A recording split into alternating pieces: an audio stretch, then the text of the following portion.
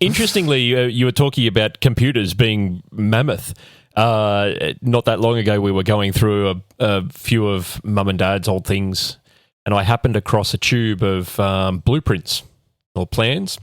My father built the Westpac data centre in Brisbane in the late 70s, early 80s, something like that. I found the plans for it. Because he kept a whole lot of them. Like there's tube like this that's just filled with plans. Frame it, put it on the wall. That'd make a great nerd poster. Actually, I should do that.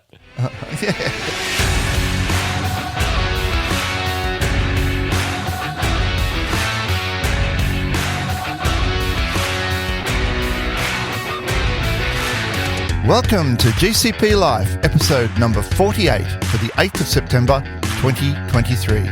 GCP Life is sponsored by Kasna. At Kasna, we make your Google Cloud solutions possible. And I'm your host, Stephen Bancroft. On today's show, all the latest from Next 2023. Google and NetApp get together. The Australian security authorities are getting tired of all the excuses. Plus, all the latest from Google AI in the AI wars. But before we get to any of that, I'd like to introduce the co-hosts of the show, Ian Brown. How you going, Ian? I'm good, Banky. How you doing, mate?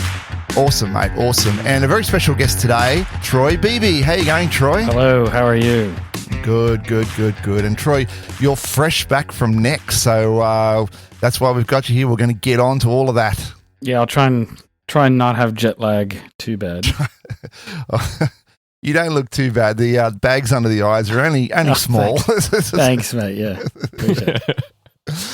Awesome. And besides Next, Ian, have you, or even Troy, have you been up to anything else? Go, Troy. You've got the floor. haven't been up to too much else. I've what's going on? I wasn't prepared to talk personal life. I mean, what could I say? Just a bit of banter before we kick the show off. That's usually what happens, Troy. Is that what normally happens? If you listen to the show, you would know. Yeah, no, I do. Yeah, I should be prepared to have some quip or something, some good story. I mean, what happens in San Francisco stays in San Francisco, so I can't actually talk about anything too directly. But all right, well, we will get onto that. Off mic, maybe. Off mic. Yeah.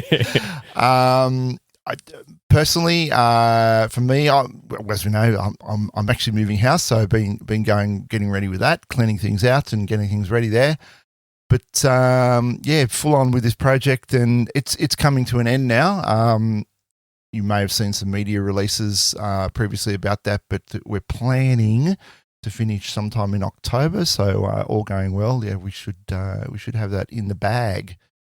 Nice. Yeah, nice. That's another big GCVE migration. We'll get on to that because they did announce a few GCVE features at Next as well. But anyone see the outages that occurred during the week?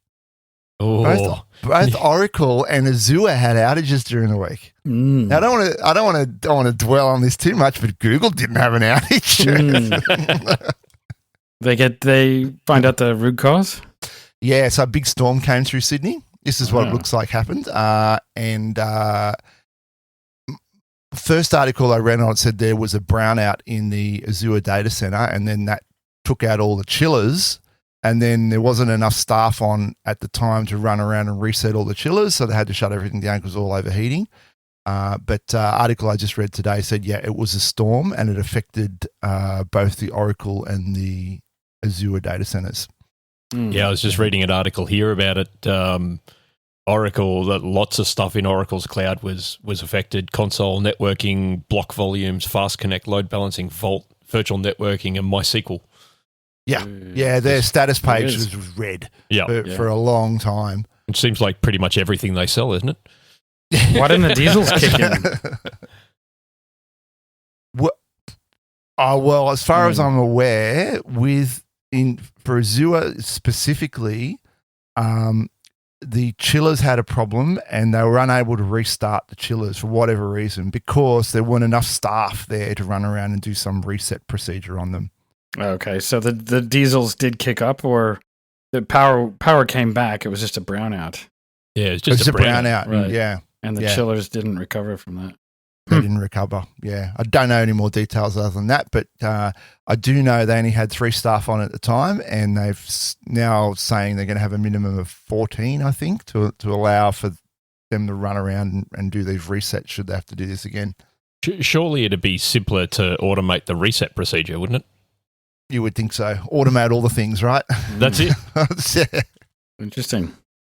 So that's interesting. But it goes to show, right? I mean, like that fire that happened in France, in Paris, a couple of months ago, right? Like, build redundant solutions, right? Be in a few regions. Yep. Right? I mean, one outage like that shouldn't affect your product, really. I mean, it's one thing, right? Like, you have redundant thing, you have a load balancer, you have databases that are redundant. It's all there. It's all there to be built. Just do it properly. So that was kind of an interesting one to track during the week. But other than that, I have not really been tracking stuff that closely. I think I might take the opportunity now to mention GCP Life Live. Yes. We've got GCP Life Live on the 6th of October. It's Friday the 6th of October in Sydney.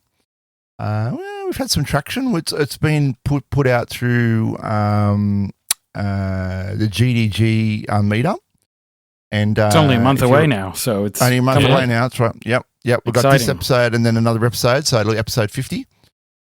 And you'll see it in GDG on Meetup as well. So if you're going to go along there and accept the invitation on GDG Meetup. And then if you've got Try Booking, you'll see the links on the socials. Go to Try Booking and book. Come in live, and you can meet me in person, which is that's right.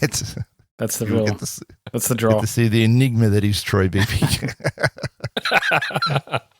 So yeah, it'll be a panel. It'll be myself, Ian, Troy, and Lizzie, one of our data engineers, who is also the 2022 recipient of Partner Delivery Excellence in Engineering, blah blah blah. And we're hoping to have a Googler there as well. So she was an all-star, right? As well. She was an all-star. That's right. Who's the other all-star? Can't remember who that was. I can't remember. No, I don't remember who the other all-star was. Was there another? I don't know if we had. No, I don't think there was. Someone. Yeah, no, Bankrosoft. That was what his name was. Yeah. Someone they called Bank. Yeah, you missed the drinks. I mean, there were drinks just for the all-stars there. After the partner event, no one else was allowed in, not even the winners. So, it was pretty special. Treated them well. Right. Nice. This was at Next. At Next, yeah. Oh, they should have given me a ticket to go. I know. Well, they were. We can talk about that later. But yeah, as far as tickets and availability, it was. It was. We're in different times, I suppose, post COVID, and just. But yeah, we can talk more about the event. Yeah. We'll get onto that. Should we get on with the show? Let's do it. Let's have some more banter, I reckon. More banter. I've got some better quips. There I was in the woods. It was just me and this bear. All right, we better take that one off, Mike. Yeah. All right, let's get on with the news items.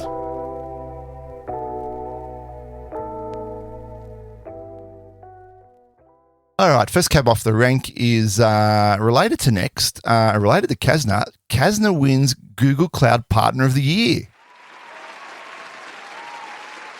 We did. There are two. Two of them. There were two. Troy, take us through this. What did we win? Well, we won free tickets to Google Next 2020. That'd be nice.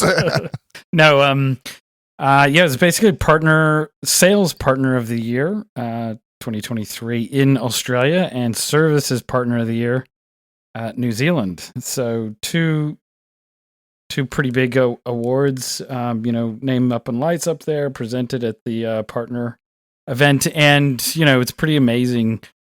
4 years before, the last time they had this event, it was just me and Simon. Simon had just started, who's the CEO for Kasna. I was the only employee. So, to do that in 4 years, to sort of see that change and, to be up there as the regional winner, it was pretty amazing. It is amazing. Absolutely amazing. And, my memory fails me here. Had we won any Partner of the Year awards prior to this? We had not. There you go. Yeah. I mean, truthfully, they hadn't really publicized them that much. I think in previous years, again, COVID Last year was a little bit false start. I think they were thinking, but this one was full bore and full on, and it was good to be at that size of an event and have Kasna, up there, and all the kudos that we got there. Kasna recognized, yeah, absolutely, yeah. On a global stage too. That's really cool. Yeah. Making inroads. Did they, when they made the announcement, did they point out anything specific in the award when they called it out? Like any examples of our work or any reasons? No, they had quite a few as they're going through all the regions, but okay. They didn't dwell too long. No, we didn't get it wasn't like a spotlight and called us up and then got played off by music or anything like that. No, right, okay. Kasna, come on down. I'd like to thank my mom. I'd like to thank everybody who's done everything, especially the All-Stars who really made this happen. That's it. And the lectern starts going down and you get off. And all right, well, speaking of Next, you were at Next, Troy. So yes. You were, yeah. So what can you tell us about it? Now, just give us a little brief on like what happened and a rundown and stuff like that. What you did, how you got there, where you stayed, and all that. So I took United. I'm not going to start there. Anyway, it was great. We had an Airbnb. It was CEO, another senior engineer that we were able to bring, and 4 years. Just seeing the size differential was pretty amazing. It was a huge event. I think they said 10,000, so massive. It's at the Marconi Center, which is the big one, but it basically took up two wings, which is like the north and the south. The food was excellent. It was 3 days, just tons of partners and customers, and actually less Google people and staff from 4 years ago. And it's the first one they've had live and sort of in person. Weather was amazing. And the sessions were great. The keynote and the developer keynote especially was great with all the announcements. And also there's something about AI, I think, or not quite sure. AI. They might have said something about AI in one of the talks. Tucked somewhere in the back, somewhere, just hidden a little bit. But no, it was right up at the forefront. It was also great to have the NVIDIA CEO join during the keynote as well. I watched both those keynotes, the start, the first one, and then the developer one, and they were quite amazing. Did you see the developer one? It was pretty awesome. They brought up Questlove at the end and ZTip and stuff. It was pretty amazing. And the song was really good. I mean, I thought the developer one was fantastic with how they sort of tied it all together. Good narrative. Yeah. And the sessions were really good. And we'll go into more of that. Yeah.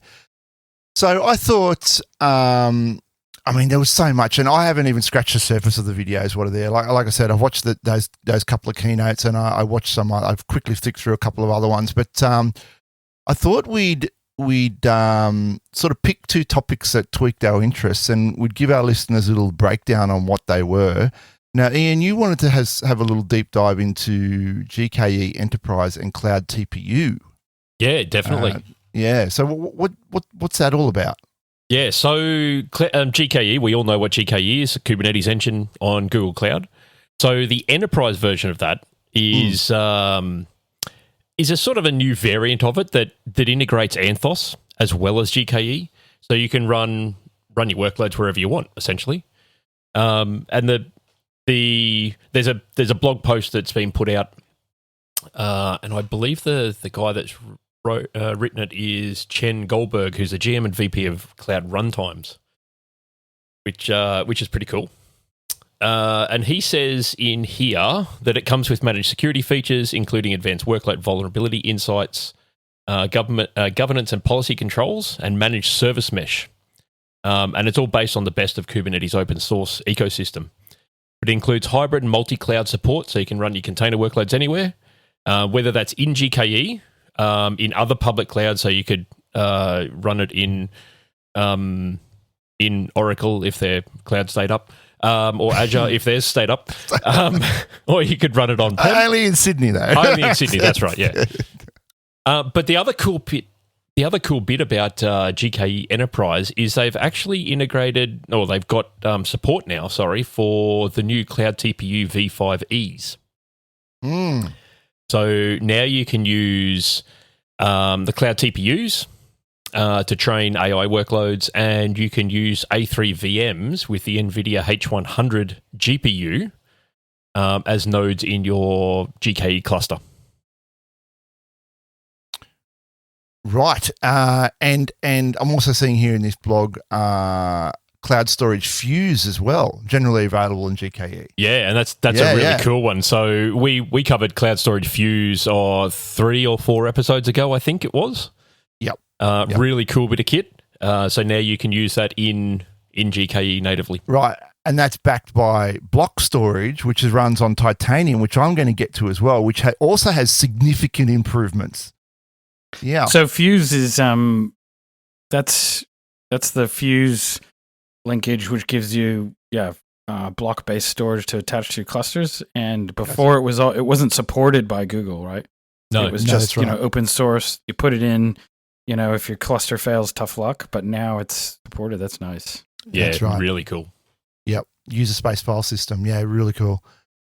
All right. So, and what do we get with Cloud TPU V5e? Oh, so this is the other one that I wanted to cover. Yeah. So, and yet another blog post, and this one's by Amin Vadat, who's a VP GM of ML Systems and Cloud AI, and Mark Lohmeyer, who's a VP GM of Compute and ML Infrastructure. So, the Cloud TPU V5e, as I just said, is integrated with GKE. Vertex AI, and it has leading frameworks as well as like PyTorch and JAX and TensorFlow. They're A3 VMs based on NVIDIA H100 GPUs, delivered as a GPU supercomputer, they call it, which sounds really cool. Because you can connect them all together now, apparently. You can. They've got this backing plane that they can, Yeah, that's right. Cross-connect them all. Yeah. The TPU V5e delivers 2 times higher training performance per dollar and up to 2.5 times inference performance per dollar for large language models and Gen AI. And you can interconnect up to 256 chips with an aggregate bandwidth of more than 400 terabits per second and 100 petaops of Int8 performance. Numbers are just ludicrous. How many swimming pools is that, right? Like you just can't picture it, right? More billions. More billions is better, yeah. 1 billion bits. Yeah, look, they're crazy. So the article goes on, it goes through a whole heap of stuff, but one of the key call-outs was the just sheer bandwidth that these things have, which is phenomenal. The other one was the A3 VM features dual next-gen, 4th gen, wow, that's a mouthful, Intel Xeon scalable processors, 8 NVIDIA H100 GPUs per VM, and 2 terabytes of host memory. So because it's built on the latest NVIDIA HGX H100 platform, the A3 VM delivers 3.6 terabytes per second of bisectional bandwidth between the 8 GPUs via the NVIDIA NVLink, which are these are staggering numbers. Yeah, I can see why NVIDIA were there. What is this? It's Wang. He was there at the keynote because they're like this now, NVIDIA and Google are like this. Yeah, it's interesting. That whole play within the other hyperscalers as well, like who's going to end up being closest partnered with NVIDIA. And because, general purpose models are going to be, heavily dependent on those GPUs. So, yep, high density, high performance computing, absolutely. Yep. Awesome. Well, thanks, Ian. I thought I was going to do 2, but I've ended up doing kind of 3, like a little bit smaller each, but I thought I'd kick off with, because I came across this one, GCVE, VMware Engine. A few new upgrades announced to that. We now have the VE2 nodes, which give you 2 terabytes of RAM, 64 to 128 vCPUs, and up to 50 terabytes of storage on a single node. And they're now supporting storage-only nodes. Google Cloud NetApp Volumes, Google Cloud Firestore, and storage-only node vSAN. So storage-only node's been a long-awaited thing. I know we've been waiting for it because they're kind of just like, well, you can use a compute node. Yeah, but costs and managing it, and it's kind of all been the way it's worked is like use a compute node, but we'll charge you for a storage node, but you shouldn't use it for compute. Right. Yeah, but right. now we have an official storage node, which is great. And those VE2 nodes, they're nearly twice the size of the VE1s. They're huge. Yeah, that is huge. Yeah, 2 terabytes of RAM and up to 50 terabytes of storage. Yeah, because I'm just thinking they had the VE1s. What were they? They were 96 threaded threads of CPU, 768 gig of RAM, and 19.1 terabytes of flash storage. Flash storage, yeah, the previous gen, yeah. So these ones are 128 CPUs, 2 terabytes of RAM, and 50 terabytes. Hey, that's massive. Yeah, that's massive. I have to do some investigation. Can you cycle out a V1 node for a V2 node and then get the upgrade? I wonder if that's going to be possible because we're going to have clients and people that want to upgrade the VE2, right? Surely you can. It's VMware. You can put a new node in. Absolutely, and then have vSAN do its magic and shuffle things around and get the extra space. Yeah, the only question would be if the new CPU variant has different flags enabled on the CPU that the old one doesn't, and then you'll have to put a CPU mask in whilst you're swapping them out, and then once you finish swapping the entire fleet, then you can remove that CPU mask. CPU mask, yep. Why you've got that mixed cluster. Yep. Because the 50 terabytes of storage and the storage only node is going to be fantastic because everyone wants to have stretch clusters now, right? And stretch clusters are the thing, but you're chewing up double the space, right? The space just vanishes like that. So this is going to be a game changer. Yeah. Yeah, can't wait to use it. And then the other thing I had looked at was cross-cloud network. Now, cross-cloud network in itself is not a one-off thing. I imagine it as a suite, right? Cross-cloud is kind of a suite. And it includes things like secure web proxy, which we've talked about on the show. That's like for your egress proxy. You can do your inspection on your egress and ingress to the internet. Cross-cloud interconnect, which we've talked about before as well. That can give you a direct connection to another cloud. Cloud Next Gen Firewall, which is basically a Palo Alto, right? That's another thing that's been launched. Then let's get started with that, Ian. Calm down. Calm down. Network Service Integration Manager, right? And Services Extension for Cloud Load Balancer, right? So these are all the things that you get inside cross-cloud networking. This is specifically angled at connecting clouds to other clouds, and then the requirements that enterprises will have for packet inspection and security between the two cloud environments. Right? Didn't we read something the other day, Banky, that says using third-party appliances is inherently insecure? I'm sure that was what it says. Don't get me started with that one. All right, as a little segue. I have to pull up the Slack message, but look, so I'm studying for the digital cloud leader at the moment, right? And this should be pretty easy. There's not really much to study for it, but you're right. One of the questions that came up in that was along the lines of do we use third-party appliances in the cloud? And the answer that they wanted was no, we don't, because they're inherently insecure and need updating. And that was funny, that one, because that in my mind seems to be directly pitched at people that want to use Palo Altos and Junipers and all the rest of it. The people that say, let's build our data center in the cloud. Yeah. Right. And that's not what we're doing. That's not what you want to try and do. And if people that are running enterprises, and they don't know anything else. They're not used to cloud. If that's where their head's at, then questions like that in the digital cloud leader exam are directly pitched at people like that, trying to get them out of that way of thinking. Yeah, it was an interesting one. Just go and do anyone listening, go and do the digital cloud leader sample questions, and you'll see exactly what I'm talking about. So that is cross-cloud network. Now, the other little thing I had a quick look at was Titanium.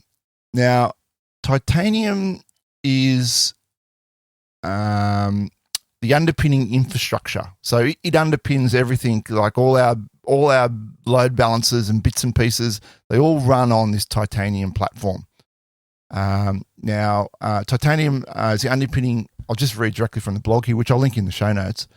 A system of purpose-built custom silicon and multiple tiers of scale-out offloads that together power improvements in performance, reliability, and security for our customers' workloads. For example, 25% faster block storage IOPS per instance compared to the other two leading hyperscalers.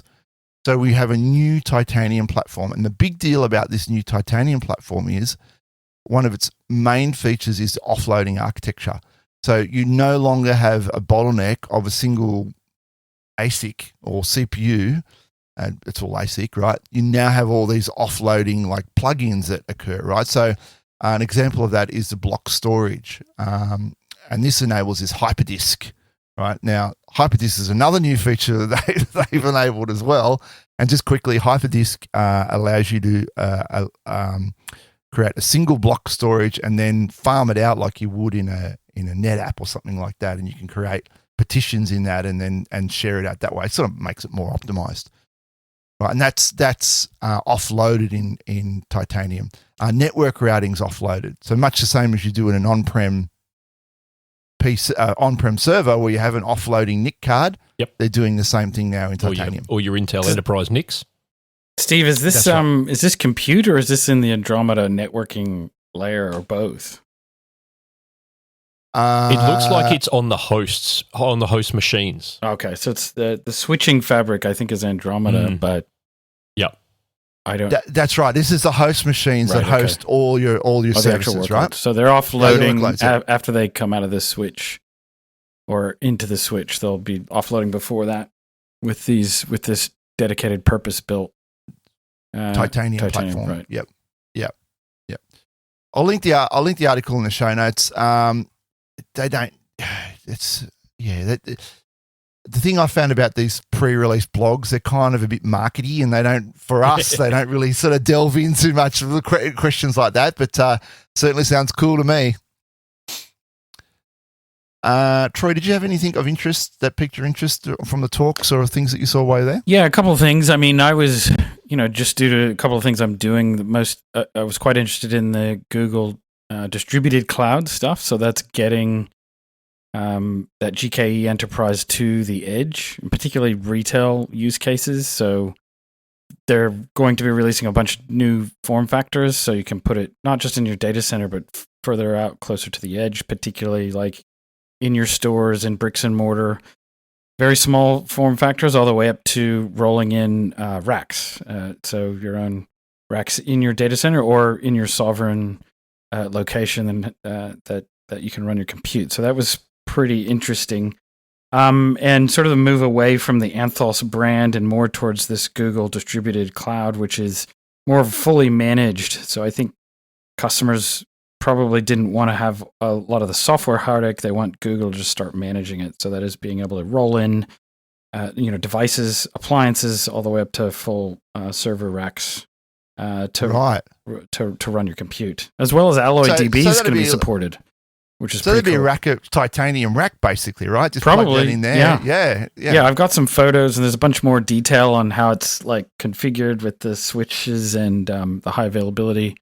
But is definitely meant to be bringing the pendulum swinging back from cloud now to all that goodness of cloud being moved down to on-prems, because the fact is retail shops are not going away, train stations aren't going away.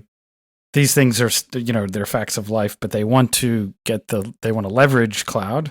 They don't want to continue, pushing VMs. They want containers and all the modernization. So that's, I think all the hyperscalers are moving or realize that that's the next sort of frontier for compute, other than just moving up in the cloud. Like a decentralized cloud. Yeah, like a distributed cloud almost. Yeah. Google distributed cloud. No, but the AI announcements were pretty massive, right? So, it was 95% AI. The big wow factor that it was actually a gasp around the keynote. I don't know if you probably could hear it, was the announcement of Google, the Vertex AI search and just the plugin for Confluence, right? And Jira. We'll get on. Are you going to get that? AI a bit later. I mean, everybody. But yes, everybody was just. It was hilarious because in the keynote, it was just like everyone was like, just because they've just got this just click this and because you used to have to get a Google appliance. I don't know if you remember, Google used to sell appliances that you'd stick into your network. Yeah, it would then index this. Yeah, now it's just click of the button in Google Cloud. Vertex AI sucks up all your. Puts a large language model on top of your Confluence data. So that's going to be pretty massive. That's massive, yeah. I know a company in Brisbane that put a couple of those search appliances into their office only 2 or 3 years ago. Oh, right, yeah. Yeah. Well, might be pulling them back out, maybe. Yep. All right, well, we'll get onto some AI stuff a bit later in the AI wars, but let's move on to a couple of new features that have come out aside from that. And here's one that grabbed Ian and my attention is NetApp now, and I think this might have been in preview before and it's in GA now, but you can now have NetApp storage appliances available in Google Cloud. With the introduction of Google Cloud NetApp Volumes, now available as a fully managed first-party service on Google Cloud. This is an article from Data Nami and telling us about Google Cloud Volumes based on NetApp ONTAP. Yep. So I don't know if either of you have ever played with NetApp ONTAP. I know you have, Troy, back in the old days, but you can back in the old days, yeah. Oh boy. You can go and just get it. You can get a demo version of ONTAP. You can install it on a VM, wherever, and you can play with ONTAP yourself. But so they've had a software version of NetApp, software appliance of NetApp ONTAP for a while. But it sounds to me like now you can just get it as another API in your Google Cloud project. Yeah, I think this one came as a result of the SAP workloads on Google Cloud, because obviously that's a very big use case, and Google's really pushing the SAP stuff. So yeah, that's one of the targeted workloads for this as well. Yep.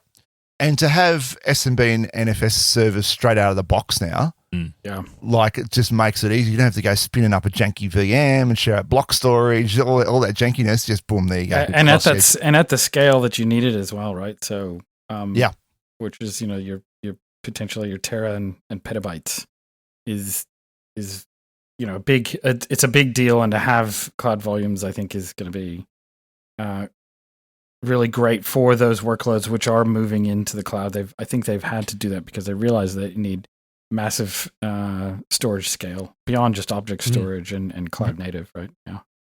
And then the ability too for data protection on top of that. So one of the points that it mentions in the article here is built-in data protection that creates block level incremental backups. So I mean, at that sort of scale, if you're talking petabytes of data, at that sort of scale, incremental backups become quite a painful exercise, because you could be backing up hundreds of gigabytes of data. Oh yeah, no. Yeah. The NetApp, the snap volumes and stuff like that were pretty amazing in terms of having redundancy and how fast and easy, just based on the design. Yeah, and one of the things that, as a system administrator, that NetApp ONTAP does so well is integrate Unix usernames with SAML usernames from Windows. Because when you're sharing it and you've got Windows boxes and Unix boxes accessing the same file system, it's just a mess. And ONTAP does it really well. So yeah, and if you integrate it back to AD and then use a single single authority like that, then it's really seamless the way it does it. Yeah. So give that one a go. Oh, and the other point I was going to make as well, you have this is relevant for people, VMware environments moving, GCVE customers moving across. They want the same experience, right? They want the same experience they've got on-prem, and they know they're getting a product that's got all the security clearances that they know and they're used to, and they can accept it out of the box. They don't need to re-architect or refactor anything. They can just move their VMware workloads along with their NetApp shares, and they've got exactly the same architecture and experience as they had on-prem. Yep. Love it. Now, here's one you brought to my attention, Ian. Ampre says flagship chips to be offered by Google Cloud. Yeah, that's right. So Ampere 1 chips, they've just done a deal with Google. So for those who don't know, Ampere chips are ARM-based processors. And Google... Now, is it the same, or have they just borrowed some of the architecture? Well, ARM is an open architecture that you can use. So, which is why AWS has their own ARM chip, and so does Apple. They've got their own ARM chips, and like Google have got their own ARM chips that power our phones. So, they're now building sort of enterprise grade ARM chips. So, and interestingly, Ampere Computing, which is the company behind the Ampere 1, is a firm headed by ex-Intel executives. So they've obviously done it's not at all controversial, because obviously Google is very much, I'm not going to say in bed, but they use a lot of Intel hardware in their cloud. So this one sort of goes against that, and we're looking now at the possibility of an ARM-based chip available in compute. Doesn't give any information about when this might happen. Right. But this article also talks about who owns what and how many percentages. So sounds like Oracle has a stake in this company as well, and now Google's got a stake as well. Yes. Yep. Is that just for computing, or for compiling to that architecture, or what? Why would you be using in cloud ARM over? Well, ARM is vastly more energy efficient than x86. So there was an article, or there was a presentation that I saw at DDD in Brisbane. A lady, an ex-Google employee, runs a company, an analytics company at the moment, and they were running their software on AWS in EC2 with Intel chips, and then they decided to recompile it. It was all Golang under the hood. They decided to recompile it to ARM when the ARM machines came out in AWS, and they found that they needed a third less machines to run the same level of traffic through the ARM machines that they did the Intel machines. So it's just a big factor around cost, really. In the end, you can... It's cost, it's power, it's speed. It literally is a speed of compute, because the CISC processors that Intel uses require a lot more clock cycles to do the same amount of work that a RISC processor does, which is what ARM is. Yep. And Intel architecture is basically doing everything in firmware these days anyway. Yeah, well. So wouldn't it make sense that the ASIC-based RISC architecture would just by nature be faster anyway? Well, yeah, and the instruction set is so much smaller. Like I remember, I remember learning about it when I was doing uni and doing assembly language programming, and the difference between trying to program for an Intel CPU and trying to program for like a Motorola 68K or some other, like a PA RISC or something like that. Like the instruction set is a level of magnitude different. Yeah, I could never get my head around. I learnt Motorola the way Motorola does it, and I could never get my head around Intel. It's just all backwards. Yeah. All right. Well, yeah. Watch your space to see. Maybe at the next we'll see some big announcements here. The next. The next. Are you sure it's not the next? Don't get meta on me now. All right. Well, let's just shift gears here and talk about a couple of security items that have come across our desk. University of Sydney caught up in a third-party data breach. Yes, now, yet another data breach. Yet another one. And I'm going to say it. Nothing to see here. All good, right? They've said the important words in the article.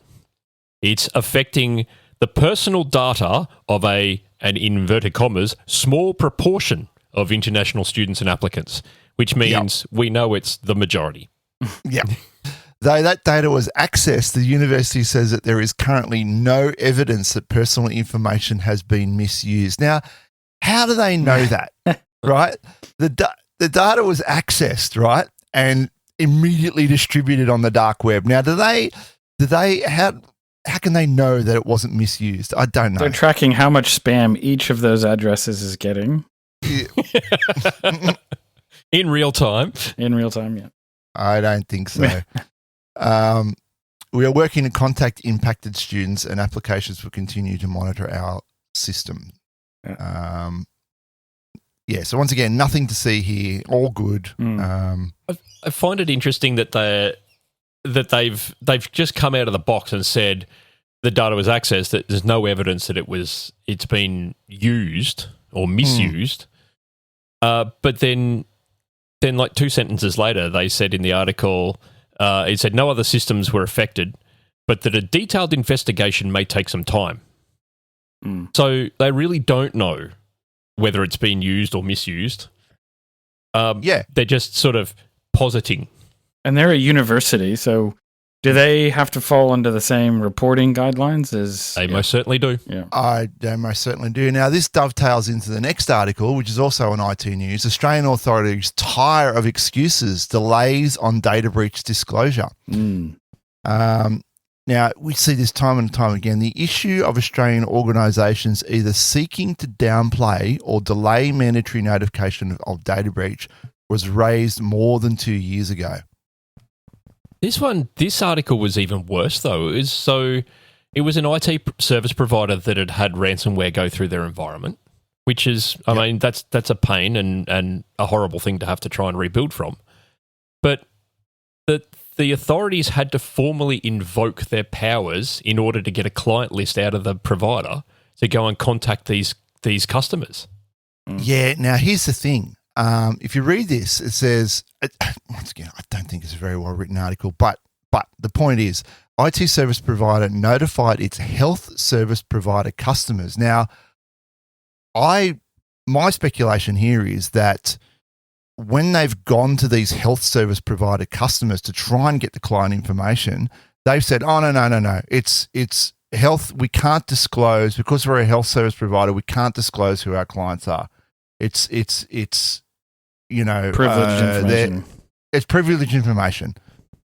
So who's got the authority here under this act? Clearly, the OAIC was able to come back and say, no, you must provide this information, even if it's privileged health information. Did they not have the capabilities of complying by the contacting? Do they need to provide the list to the agency? I guess. Well, if it's requested, then yes. But the way I read this was that the OAIC contacted this IT service provider who had notified its customers, but that the IT provider wouldn't respond with its client list to the Information Commissioner. Yeah, that's the way I read it. Right. Maybe you're right. Maybe it's that the health providers wouldn't respond because it's privileged information. Yeah, they need to sort that out. And then, I mean, our directors, you know how directors are responsible for the financial reporting? Are directors responsible in the same sort of like, in terms of having criminal charges brought against them if they're not doing their due diligence? Is that the rigor we need to get to in order to looks like we might have to go down that path, yeah. Because if you're doing talks, even if you have a manager under you, as CEO or as CFO, if you sign off those financial reports and you didn't do due diligence and there was negligence underneath you, you're still responsible. So it sort of bakes in that, all the way to the top. And if you're just blaming the CISO and saying, well, it's a security thing, I don't know anything about it, it's tech, but if there ends up being the same sort of financial implications that they've got in Australia, then they're personally responsible. Yeah. Correct. Yeah. Well, I mean, I would go as far as to say that the CIO, CISO would be the one held responsible there, or should be the one held responsible. It's their job. It's their remit. That's right. Well, if there's a board in play too, it should go all the way to the board as well. It should be, it should be report, where are we at? Where's our security status? That's kind of where we're at. Yeah. Now, this article also goes on to talk about a second case. And of course, in that case, the company asked for 10 to 12 weeks to complete the work. Once again, hiding behind this whole forensic thing, right? Yeah. And this is, look, I understand the implication that businesses have got of, if we reveal that we've been breached, there's obviously a trust issue there. And that our customers are going to go, these guys have been breached, we're moving away to some other provider. But if you don't disclose it, and then you're breached and that information gets used, then I would say that you're actually in a worse position. Well, particularly if suddenly, Guy Fawkes hacker comes out of the woodwork and says, we've got all this data, hand over some cash, give me some Bitcoin, and then you find yourself on a current affair. Yep. Like Medibank Private. Like Medibank. Yep. But yeah, the Office of the Australian Information Commissioner has said that data exfiltration is not to be used as a determinative factor for whether a breach has occurred. An eligible data breach can occur based on unauthorized access alone. An individual's data can be stolen by less traceable means, such as screenshots, which is maybe something that the University of Sydney might need to contemplate. And entities need to consider all the information that was accessed by the threat actor or the information that was accessible to them. Yep. Brings up. I mean, Mandiant and Chronicle, right? And at least that's why. Security is right behind AI in terms of having the most, and look, most of it is AI insecurity to make this easier because it is such a huge, hard problem. You think about all the eyeballs in an organization on every screen that might have sensitive data, and somehow you have to report on it. You got to so it's a very hard problem, and I think it's going to take AI to probably solve it. Yeah. Lots of points where the data can leak out, right? But this article does finish up. The raw number of notifiable data breaches in the first 6 months of the year fell by 16% to 409. So there must be doing something right. You'd hope so after the year that we've had. You'd hope so. Every week, isn't it? There's a big breach. And last year was no different. I mean, we had time and time again, we saw the headlines of X, Y, and Z company has been breached and they're being held for millions of dollars of ransom. It's, sooner or later. Yeah, that'd just be the worst to just see one of those screens. Yeah. Just come in. I said, I'm going home. All right, look, the time's ticking on here, guys. Let's get on. Let's do it. Let's get on with the AI wars.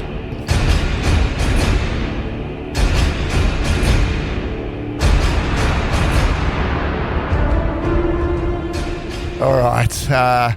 I thought we'd kick off this week's AI wars with a little summary of what we saw in Next, and we kind of touched on it earlier. But yeah, it was AI blah blah blah, AI blah blah blah, AI Gen AI blah blah blah. It was a lot of that at Next. AI, generative AI, AI.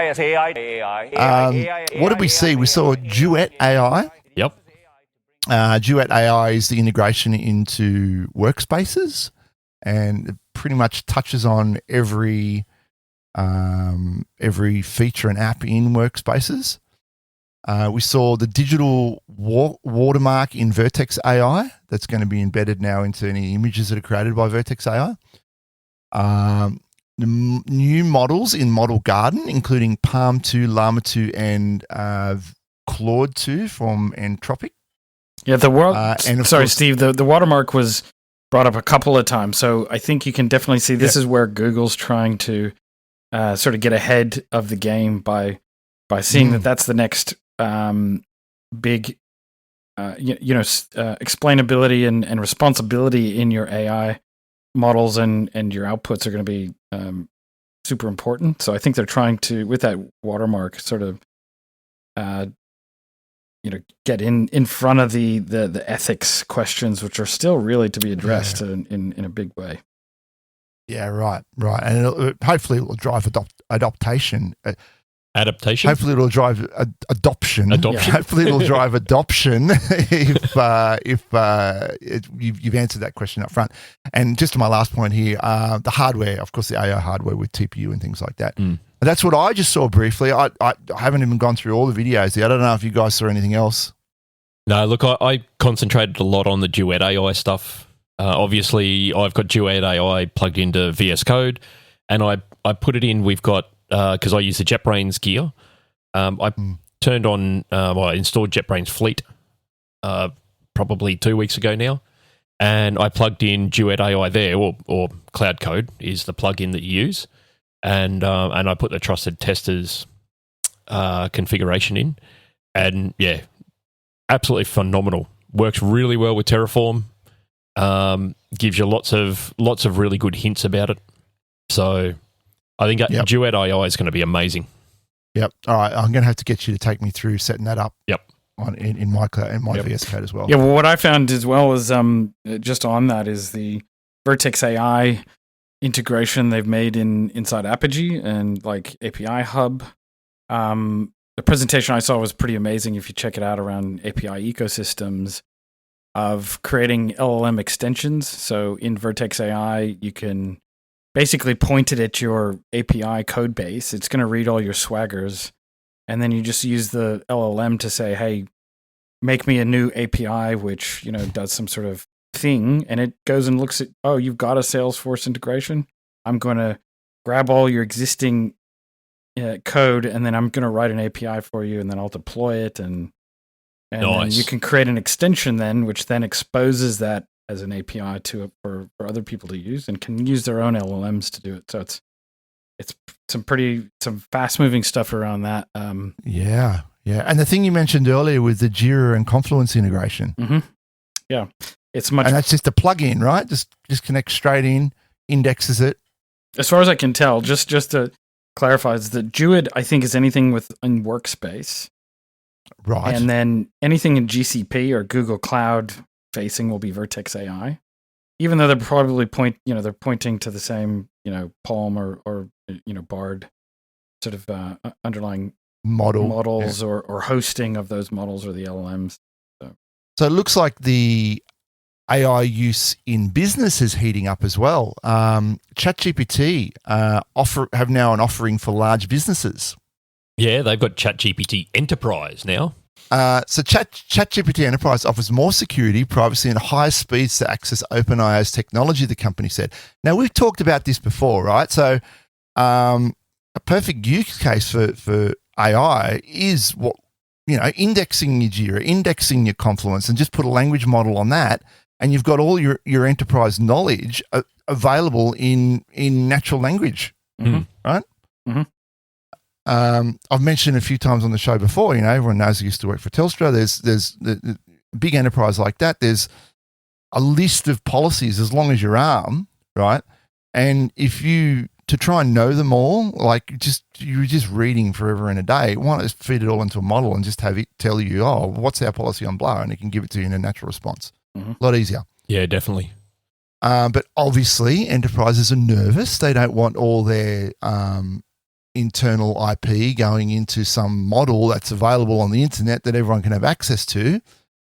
Let's build a customized one for them. Mm-hmm.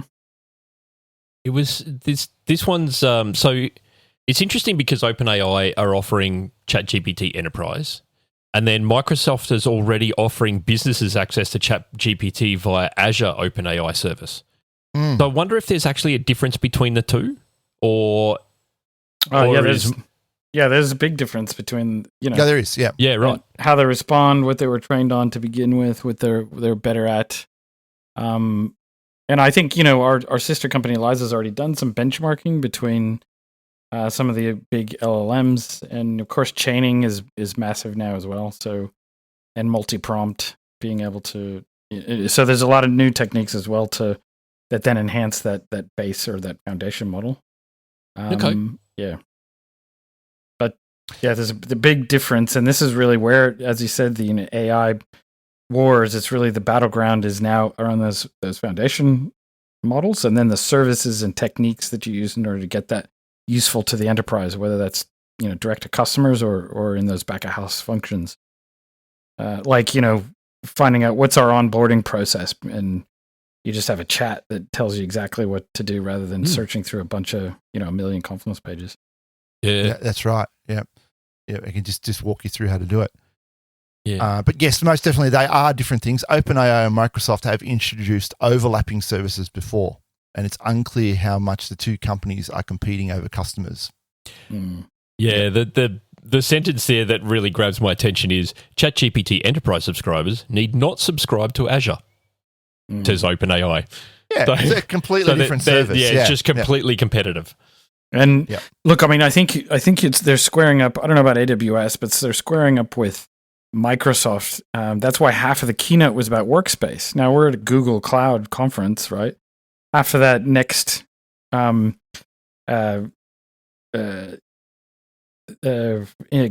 as well as in the developer, was talking about Workspace and Jewett, right? Which is fully in the Workspace area, not even the Vertex AI stuff. So that's right, and that's a jump because O365 is not advanced, I don't think, with some of the AI that they've brought out. So that's really where they're looking to get a leg up in that workspace, right? So in the Gen AI space and integrate with the workspace. And this is what I really liked about with Kasna is, like, when we first started 4 years ago, we said, what's the only other company that's got eyeballs all the way to bits in the data center, and that's Microsoft, right? Because they've got their big heavyweight Outlook app, and then they've got Azure, services running in the cloud. Google's got that now as well. It took them a little while, but they've now merged those together, and it's now just one, service or one capability. It's taken AI and the large language models to bring those two things together, which is your end service, which is your GUIs, your APIs, your interfaces that the eyeballs see, and then the services in the back with the cloud.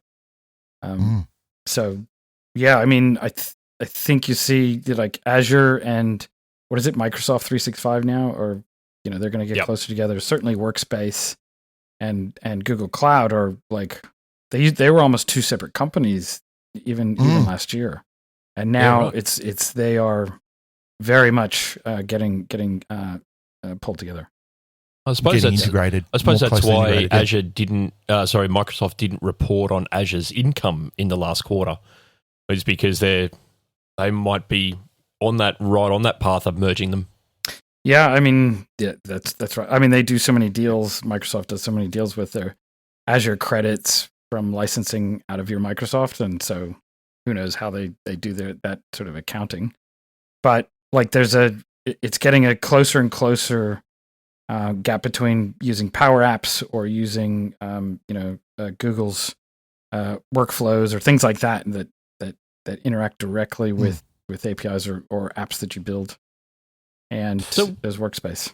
So where does AWS play into this? Because, I mean, we all know about OpenAI. We all know about the OpenAI that's in Microsoft Edge these days, and obviously Google's AI Bard and Duet AI and Vertex AI. AWS doesn't appear to have one that's really at the forefront of anything. No, I didn't, and I think again they don't have the eyeballs, right? They're great for VMs, but there's always apps sitting on top of those VMs. They don't have any capability to really sort of, they got their website, so the Amazon So, but that's just for shopping, I suppose, and Yeah. retail. So I Buying think books. I think, look, like it's a legacy cloud. It's just it's, you want to run VMs, great, go to AWS. But if you want to do anything more intuitive than that, well, it's AI, right? And it's this whole new world. It's as big as the internet, right? Or they're saying, going to change things as much as electricity. Maybe that's hyperbole, but it's, I think AWS is a long, long ways behind in terms of being able to sort of unify what users interact with, and then the services that they then provide in cloud.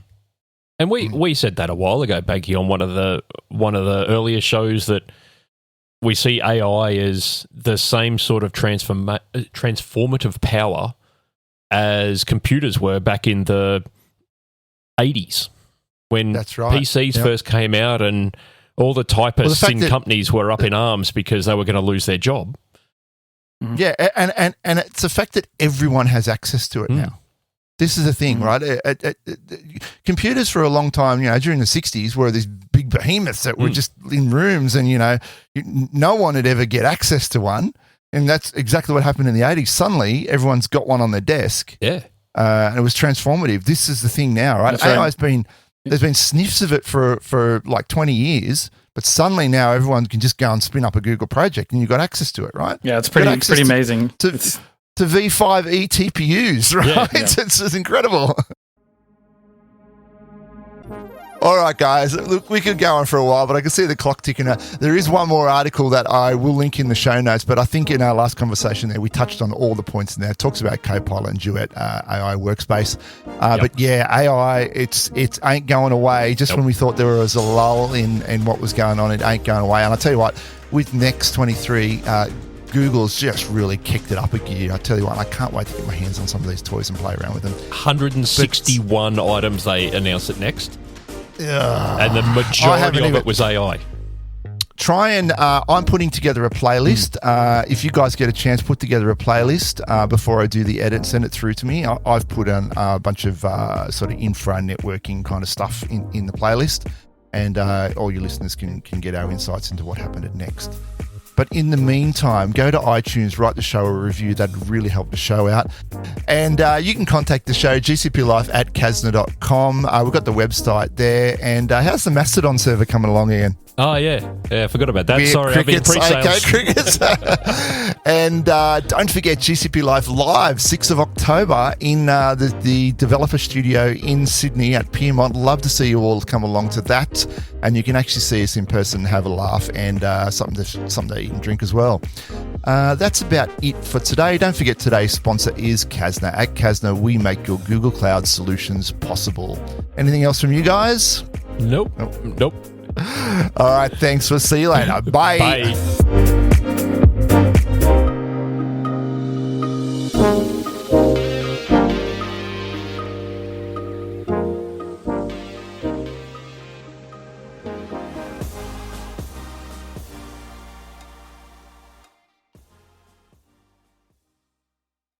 Now, Troy, have you got the show notes in front of you? Have you had the show notes in front of you this whole time? Off the cuff. Off the cuff. Well, I should be flicking you the articles, and I thought you had this because I shared it with you. Did you? I mean, I get a million emails. I should probably have those ready to go, but yeah. So that's that one. Oh, God.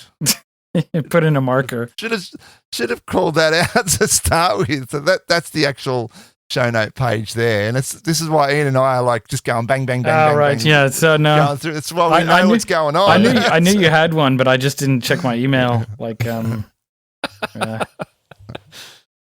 the cuff. Off the cuff. Well, doing well for off the cuff.